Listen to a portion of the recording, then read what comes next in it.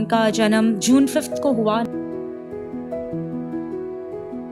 लेकिन शायद उस समय में किसी ने सोचा नहीं होगा। तो उस कलीसिया में संडे क्लास को स्थापित करने का कारण पास्टर रॉबिन्सन थे। फाइनेंशियल इश्यूज थे because he was not working. सिर्फ वो लीड नहीं करना चाहते थे, वो अपने साथ लोगों को भी इंकरेज करते थे मिनिस्ट्री के लिए। चाहे पास्टर ने मिनिस्ट्री करके ठोकर खाकर धक्के खाकर ब्रदर जोसेफ डिसूजा ने, जो कि अनफॉर्चुनेटली आज हमारे बीच में नहीं है, पास्टर सिर्फ एक रात नहीं, मैं चाहता हूं कि आप हर संडे और हर दिन यहाँ पर आप प्रार्थना चलाएं।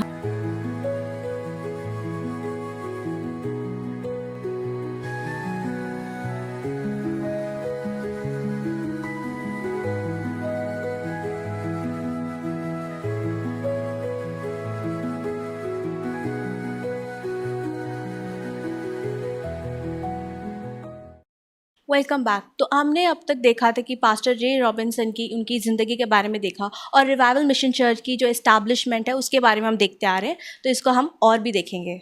तो जैसे आपने कहा था कि डिजाउजा अंकल ने आपको ये चर्च दिया था, इतना बड़ा स्पेस के साथ आपको ये चर्च मिला है और एक प्लेस ऑफ वर्शिप भी हमें मिला है, तो इसके बारे में आप क्या कहना चाहते हैं, और इसकी और भी इस्टेब्लिशमेंट, उसकी एक्सपेंशन कैसे हुआ? तो ये चर्च मिलना हमारे लिए एक बहुत बड़ा टेस्टिमनी था। आई थिंक दैट वाज एक परमेश्वर का एक बहुत बड़ा कार्य था हमारे जीवन में, या हम कह सकते पास्टर जे रॉबिन्सन के सेवकाई के जीवन में। तो वहाँ से शुरुआत उनके जो सेवकाई है उसने एक शुरुआत को पकड़ा, और उसके बाद उनका जो मिनिस्ट्री है वो बढ़ता गया। सिर्फ आरकेपुरम में ही नहीं, वज़ीरपुर में ऑलरेडी हमारा एक ब्रांच था, उसके बाद जहांगीरपुरी में, गुड़गांव में, नंदगिरी में और मालवीय नगर में, ऐसे जगह में सेवकाई को शुरू करने का मौका प्रभु यीशु मसीह ने मेरे पिताजी पास्टर जे रॉबिन्सन को दिया। और सेवकाई को शुरू करने के लिए उनको ऐसा नहीं था कि एक कलीसिया चाहिए या कुछ, जहाँ पे भी मौका मिले। जैसे अगर मालवीय नगर की बात की जाए तो वहाँ पे सिर्फ हमने एक संडे क्लास से शुरू किया कि कुछ बच्चे थे, और उन बच्चों के साथ हमने संडे क्लास को शुरू किया। उसके बाद उन बच्चों के द्वारा उनके पेरेंट्स को अप्रोच किया, उनको यीशु मसीह के प्रेम के बारे में बताया, और इस तरीके से उन्हें कलीसिया में लेकर आए। और सिर्फ यही नहीं, ट्रैक्स मिनिस्ट्री करते थे हम, आउटरीच मिनिस्ट्री करते थे, और इवन जो लेप्रेसी है उनके बीच में मिनिस्ट्रीज़ किया है, हॉस्पिटल्स में मिनिस्ट्री किया है। तो जहाँ पर भी मौका मिले कि हम जाकर यीशु मसीह के प्रेम को बता सके, हर जगह पास्टर ने एक बीज बोया है। किसी को भी, चाहे कोई भी उनके पास आए कहीं से भी, कभी वो ट्रैवल कर रहे हैं, उनके बस में कोई निराश, साथ में निराश बैठा हुआ है, तो उनको भी कि क्या हुआ, आप निराश क्यों हैं, कुछ भी आपके पास तकलीफ़ हो तो प्रभु यीशु मसीह आपसे प्रेम करते हैं। एक छोटा सा बात बोलकर उनके अंदर वो सुसमाचार का बीज बोते थे। हम नहीं जानते कि उसके बाद उनको कभी उन्होंने देखा या नहीं देखा, बट ऐसे छोटे छोटे कार्यों के द्वारा वो हर जगह सेवकाई का बीज जो है वो बोते रहते थे। और यही नहीं, कलीसिया की जितनी भी जवान हैं, किसी को चाहे आता है या नहीं आता है, चाहे किसी को गाना आता है, कोई ढंग से बोल सकता है, किसी को ढंग से प्रेयर करना आता है, वो सब कुछ मायने नहीं रखता था। वो बस चाहते थे कि हर एक जना, चाहे वो छोटा हो चाहे वो बड़ा हो, वो उठकर कलीसिया में कुछ ना कुछ करे। क्योंकि कोई भी ऐसा इंसान नहीं है जिसको परमेश्वर ने कोई टैलेंट नहीं दिया हो, हर किसी में कोई ना कोई टैलेंट है, और पास्टर ने हर एक के टैलेंट को पहचानने में इनको मदद किया, अपने टैलेंट्स को यीशु मसीह के लिए उपयोग करने में सहायता किया। सो वी कैन सी कि जो मिनिस्ट्री है वो अच्छे से ग्रो कर रहा है इन अ वेरी स्टेबल वे। सो उसके बावजूद भी कि लाइक फैमिली को मैनेज करने में भी क्या कोई प्रॉब्लम था, कोई स्ट्रगल्स थे उस टाइम पर? हाँ, तो क्योंकि जैसे मैंने बताया कि मेरे जो पिताजी हैं पास्टर जे रॉबिन्सन, वो फुल टाइम मिनिस्ट्री में थे, तो उन्होंने कोई भी अर्निंग नहीं था, उनका कोई सोर्स ऑफ इनकम नहीं था।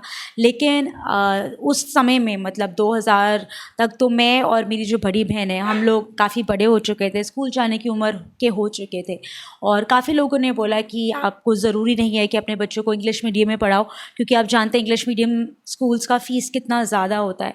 लेकिन मेरे पिताजी का एक विश्वास था, और कह सकते कि ही वाज स्टबर्न, मतलब उनके अंदर इतना स्टबर्ननेस था कि अगर मैं परमेश्वर के लिए करूँगा तो उसको मेरे बच्चों के लिए करना ही पड़ेगा।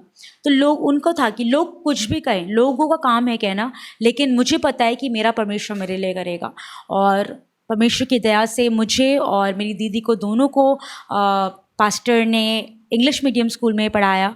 और हम लाइफ सेंटर एकेडमी में हमने बचपन से लेकर 7 तक हमने वहाँ पे स्कूलिंग किया, जो कि वो स्कूल भी हमारे स्पिरिचुअल लाइफ के लिए और हमारे एजुकेशन के लिए बहुत ही हेल्पफुल था। हमारा फाउंडेशन, हमारा बेस उस स्कूल ने स्ट्रॉन्ग कर दिया था। और वहाँ पर भी मतलब फ़ीस के लिए बहुत मुश्किल होता था कि कैसे फ़ी पे करेंगे, लेकिन वो भी गॉड का ग्रेस था कि मेरे पापा जाते थे, बात करते थे, और वहाँ पर पास्टर के बच्चे होने के कारण हम दोनों को काफ़ी हद तक, काफ़ी परसेंटेज में हम दोनों को कंसेशन मिलता था। तो ऐसे उन्होंने हम दोनों को पढ़ाया। मतलब अपने मिनिस्ट्री में जाने की वजह से हमें कहीं पे भी किसी भी चीज़ की कमी नहीं होने दी, चाहे हमारी पढ़ाई में हो, हमारी देखभाल में हो। और हमारी पढ़ाई को तो करवाया ही, साथ ही साथ हमें वो मिनिस्ट्री में भी तैयार करने लगे। जो मेरी बड़ी दीदी है जॉयस, वो बहुत छोटे उम्र से ही, मतलब वो खुद संडे क्लास अटेंड करने की उम्र में थी, 10-12 साल में ही, लेकिन उसी समय उसको संडे क्लास चलाने का रिस्पॉन्सिबिलिटी दिया। वो कलर्स चर्चेज़ में ट्रांसलेशन करती थी, तमिल में प्रीच किया जाता था और वो हिंदी में ट्रांसलेट करती थी। तो कहीं ना कहीं से वहीं से हमारी फैमिली को मिनिस्ट्री में ट्रेन करना भी शुरू कर दिया था। ओके, सुनकर बहुत अच्छा लगा कि आपके चाइल्डहुड के बारे में भी जानकर और आपकी सिस्टर के बारे में भी जानकर, और उसके अलावा लाइक आप कैसे एक पास्टर अंकल जैसे फैमिली को भी और मिनिस्ट्री को भी दोनों को एक साथ अच्छे से बैलेंस कर रहे करके सुनकर अच्छा लगा। हम कह सकते हैं कि वो एक परिवार के लिए भी बहुत अच्छे पिता थे और वो कलीसिया के लिए भी बहुत अच्छे पिता थे, क्योंकि वो किसी में भी भेदभाव नहीं देखते थे कि ये मेरे बच्चे हैं, 2 मेरे बच्चे हैं तो मैं इनको ज़्यादा ध्यान दूंगा, या बाकी कलीसिया के बच्चे हैं तो वो मेरे लिए मायने नहीं रखते। उनके लिए फैमिली और जो चर्च है वो दोनों हैंड टू हैंड था। वो जिस तरह से हमें देखते थे बिना किसी भेदभाव के, वो सेम तरीके से कलीसिया के बच्चों को भी देखते थे और उनको भी हर एक चीज़ में मोटिवेट करना, आगे बढ़ाना, उनकी ज़रूरतों को देखना, क्या चाहिए उनको, क्या नीड है, क्या नहीं है, और कहाँ पर वो दुखी हैं, कहाँ पर वो अपने लाइफ के लो फेज़ में है, कहाँ पर उनको वो पुश की ज़रूरत है। उस सभी कार्यों को पास्टर ने देखा है। So we can see how he was a very good spiritual father करके। Yes, definitely. ओके, तो मेरे पास आपके लिए कुछ फ़ोटोज़ हैं, तो उसके रिलेटेड आपकी कोई मेमोरीज जो आप शेयर कर सकते हो तो आप शेयर करना। Okay Okay. So here you go with the first photo. Okay, तो ये फ़ोटो है सेक्टर 4 में एक चर्च है, उस Okay. चर्च की। This is somewhere around 2001। Okay. तो उस समय में हमारे चर्च में बैप्टिज्म टैंक नहीं हुआ करता था। अच्छा। तो जब भी हमारे चर्च में से किसी को भी, किसी बिलीवर को बैप्टिज्म लेना होता था, तो हम चर्च ख़त्म करके यहाँ से हम सेक्टर 4 जाते थे, सेक्टर 12 से सेक्टर 4, और वहाँ पर बैप्टिज्म हम लेते थे। पास्टर के साथ इस फोटो में जितने भी लोग खड़े हैं, ये सारे वो हैं जिन्होंने बाइबल कॉलेज वो कंप्लीट करके आए थे। Okay. और इन्होंने बाइबल कॉलेज कंप्लीट कर तो लिया था, बट एक ऐसे फेज़ में थे जहाँ पे इनको पता नहीं था कि आगे करना क्या है लाइफ में। सो पास्टर ने इन सभी को मतलब मिनिस्ट्री में आगे बढ़ने का एक मौका दिया। जैसे सबको एक पुश की ज़रूरत होती है, तो वो पुश इन्होंने इनके मिनिस्ट्री के लाइफ में दिया और सबको मतलब कहीं ना कहीं सिखाया कि कैसे मिनिस्ट्री करना है, कहाँ पर करना है, किस तरीके से करना है। और जो करेज इनके अंदर लैक कर रहा था, या जो एक चिंगारी की ज़रूरत होती है कहते हैं ना, वो चिंगारी को पास्टर ने इन सभी के जीवन में दिया और सबको कहीं ना कहीं मिनिस्ट्री में कहीं ना कहीं स्टेबल किया। Good to know that, and thanks for sharing this memory. And here you go with the second photo. Okay, so जैसे आप देख सकते हैं कि this is one of the happiest moment of our life, मतलब even dad के लिए। और यहाँ पर आप देख सकते हैं कि मैं और मेरी बड़ी दीदी पास्टर और मेरी मम्मी स्कूटर में हैं, और हमारे साथ एक आंटी खड़ी हैं। Okay. Her name is an Okay. Aunty, she is from America. Okay. तो जब वो आई थी इंडिया, अनफॉर्चुनेटली उनका जो लगेज है, जो भी सामान है, वो सारा एयरपोर्ट में खो गया था। Okay. और बिकॉज उस टाइम पे वो कोई होटल नहीं अफोर्ड कर पा रही थी, तो किसी के थ्रू उन्होंने लाइक अराउंड 2 मंथ्स उन्होंने हमारे घर पर स्टे किया। और this photo also indicates how pastors faith was. हम कह सकते हैं कि he was a man of faith. मतलब हम लोग प्रार्थना करते हैं ना, प्रेयर करते हैं, और हमारा विश्वास होता है कि गॉड करेगा, वो एक वे ओपन करेगा। बट पास्टर जब प्रेयर करते थे ना, वो वो इस प्रकार करते थे कि ये चीज़ ऐसी ही होना है। तो आप जो स्कूटर देख रहे हैं यहाँ इस फोटो में, इस स्कूटर की एक स्टोरी है। तो मेरे डैड ने अपने डायरी में लिखा हुआ था कि उन्हें एक स्कूटर की ज़रूरत है, बिकॉज हमें जो स्कूल ड्रॉप करना होता था, हम रहते थे मालवीय नगर में, हमारा स्कूल था सत्य निकेतन में। अच्छा। तो 2 बस चेंज करके उस टाइम पे जाना पड़ता था, Okay. वापस लेकर आना पड़ता था। तो it was a tough time, मतलब 2 बच्चों का स्कूल बैग लेकर जाना आना, एंड हमें पता था कि हम कितना स्ट्रगल कर रहे हैं। तो पास्टर का प्रेयर था कि मुझे एक स्कूटर चाहिए, और उनका फेथ इस प्रकार था, उन्होंने कहा कि स्कूटर नीचे आकर मेरे घर पर खड़ा होगा, नीचे घर के नीचे खड़ा होगा, मैं ऊपर घर पर होगा, हमारा घर 2nd फ्लोर में था, Okay. और चाबी मेरे हाथ में आएगी।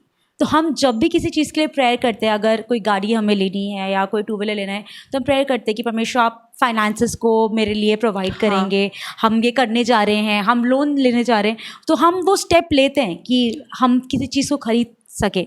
बट पास्टर का फेथ ऐसा था कि मुझे चाहिए और आप देंगे। Okay. और वो जैसे प्रेयर करते थे वैसे ही होता था। तो जिन आंटी के बारे में मैं बात कर रही थी, वो जब वापस अमेरिका जा रही थी इंडिया से, उनको कुछ हमारी फैमिली के लिए करना था। तो उन्होंने सरप्राइज़ किया डैडी को एक 2 व्हीलर के साथ, और जैसे इनका प्रेयर था वैसे ही स्कूटर नीचे खड़ा था और ऊपर उन्होंने चाबी लाकर उनको गिफ्ट किया। So this is the biggest testimony. मतलब ये एक चीज़ नहीं है, ऐसे बहुत सारी चीज़ें, हर एक चीज़ को मतलब वो प्रेयर में रिसीव करते थे, और उनको था कि अगर मैंने प्रेयर कर दिया है, अब मुझे इसके बारे में चिंता करने की ज़रूरत नहीं है, बिकॉज यहोवा ईरे मेरे साथ है and he is going to provide with everything. तो जिससे मैं उनकी फेथ के बारे में बात कर रही थी, इवन हमारे घर पे भी कोई सामान, जैसे बहुत अगर छोटी चीज़ ले ले, अगर राशन ख़त्म हो रहा है, तो मेरी मम्मी आके कहती थी कि घर पे चीनी ख़त्म हो गया है, नमक ख़त्म हो गया है, तो वो यही बोलते थे, ये मत बोलो कि ख़त्म हो गया है, ये बोलो कि कम है, हमें और लेना है, कि do not confess anything negative. तो हम हर एक चीज़ में, मतलब हमारे लिए वो कन्फेस करना मुश्किल होगा कि जहाँ पे तो है ही नहीं, कैसे करेंगे, but that is how his faith was.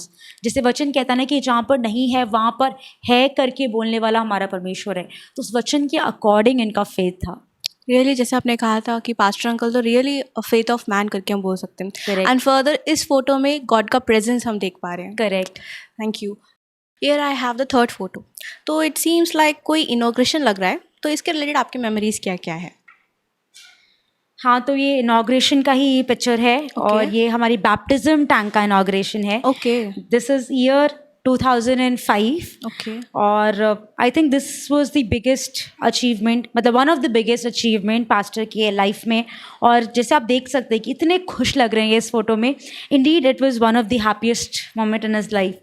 क्योंकि जैसे मैंने आपको पहले फर्स्ट फोटो में बताया कि हमारी चर्च का बैप्टिज्म टैंक नहीं हुआ करता था, तो हमें यहाँ से दूसरे चर्च जाना पड़ता था, which is a very big task. मतलब यहाँ सबको लेके जाना इतनी दूर, क्योंकि हम सबका ट्रैवल भी नहीं उस टाइम पे अफोर्ड कर पाते थे, तो सभी को चला कर लेके जाते थे, और कोई भी बिना कुड़कुड़ाए या इतनी दूर जाना पड़ेगा ऐसे कोई नहीं करता था। लाइक हर विश्वासी ने, like every believer supported pastor Robinson उनके हर एक चीज़ में।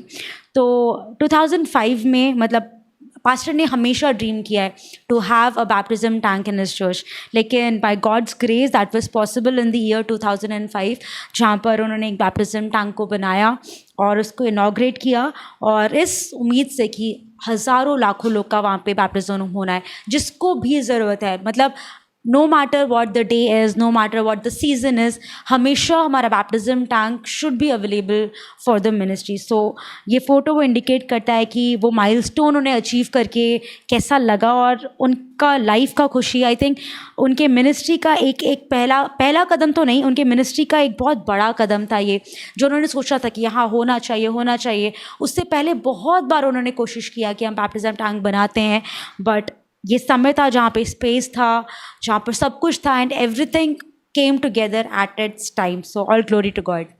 Amen. So thanks for sharing this memory. So here we go with the fourth photo. So this is seems कि ये तुम्हारे आपके लिए बहुत close photo होगा, तो let's see कि आप क्या बोलना चाहते हैं इस related. ओके, तो हाँ, ये मेरे लिए, मेरे फैमिली के लिए बहुत ही एक मतलब लव्ड एक पिक्चर हम कह सकते हैं। This is year 2007, Okay. जब मेरा छोटा भाई पैदा हुआ, एबेनेज़र पॉल, और उससे पहले ही 2005 में मेरी छोटी बहन जेसी कैथरीन, उसका भी जन्म हो चुका था। तो इस दिन में एबेनेज़र का डेडिकेशन था, उसका नेमिंग सेरेमनी था। Okay. तो वो पिक्चर है ये, and I think this is the only picture जिसमें हम 6 लोग साथ में हैं, या फिर हमारे हमेशा कोई किसी फ़ोटो में कोई और साथ में होगा या कभी कोई एक जना मिसिंग होगा, but this is the only photo जहाँ पर हम 6 लोग as a family, as pastor Robinson's family हैं। So yes, this is very close to our heart. मतलब हम लोग बहुत अलग दिख रहे हैं इस फोटो में, everybody is so small, it's like more than a decade ago, but हाँ, दिस इज़ समथिंग जो हम कभी नहीं भूल सकते कि दिस रिमाइंड्स अस कि हमारा कॉलिंग क्या है, हमारा मिनिस्ट्री क्या है।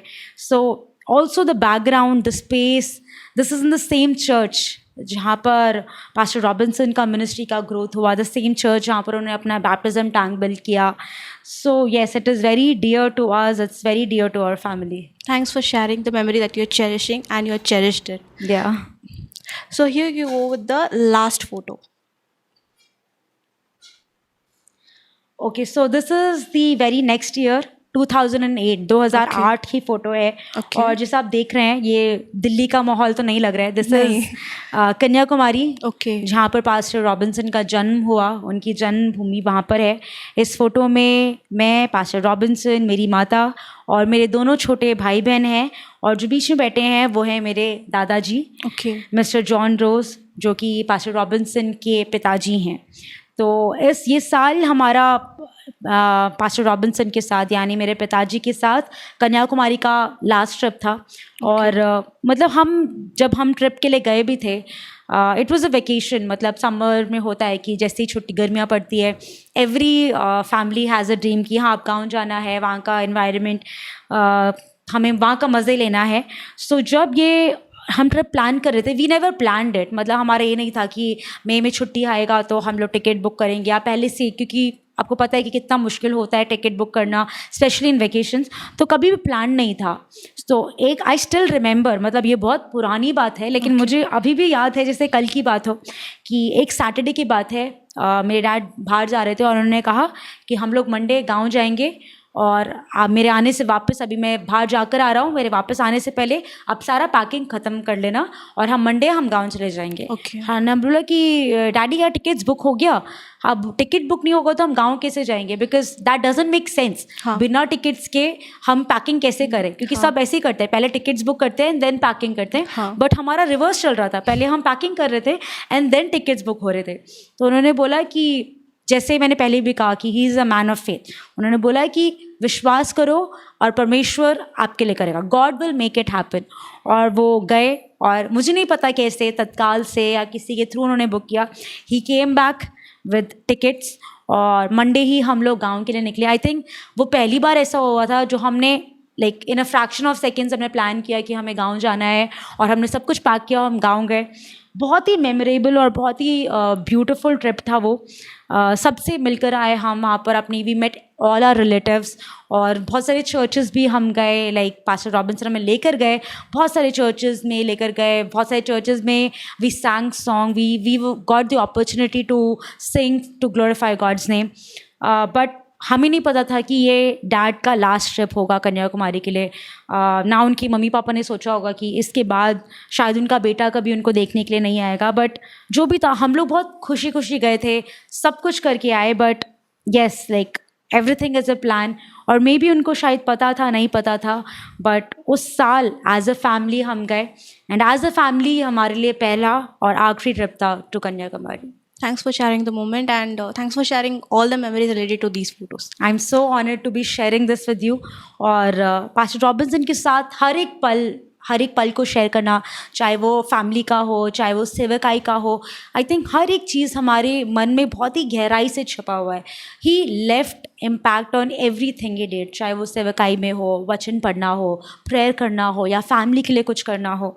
वो जितने स्ट्रिक्ट थे उतने ही वो लविंग भी थे, वो सभी के लिए, मतलब सब डरते बहुत थे उनसे कि नहीं पास्टर आ रहे हैं, वो डांटेंगे, वो ये बोलेंगे। जब पास्टर रॉबिन्सन आते थे कोई बोलता नहीं था, मतलब they had so much respect and fear for him, but at the same time सभी इतना प्रेम करते थे। So I am so honoured to be sharing his journey with you all. Thank you.